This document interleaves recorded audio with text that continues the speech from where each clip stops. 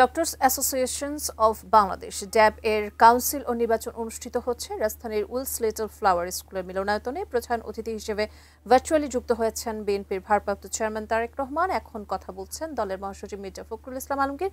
আমরা সরাসরি যুক্ত হচ্ছি সেখানে।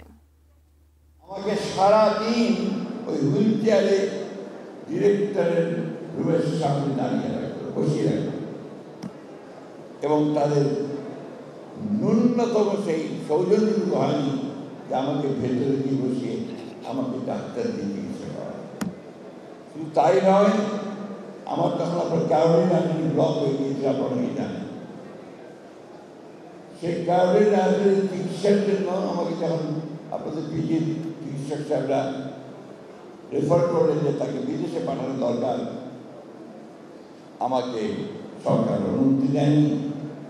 শেষ পর্যন্ত সুপ্রিম কোর্টে রিট করে 3 বার মেডিকেল বোর্ড তৈরি করে আমাকে আপনার বাইরে যেতে হয়েছে।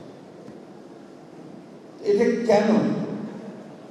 এটা হচ্ছে যে আমাদের যে সিস্টেম, আমাদের দেশে আমরা যে পারস্পরিক হিংসা জিজ্ঞাসা আপনার এর মধ্য দিয়ে যে একটা কালচার তৈরি করেছি, এই কালচারটা আমাদেরকে ধ্বংস করে দিয়েছে। আজকে সকালেই একটা বই চোখে পড়লো আমার।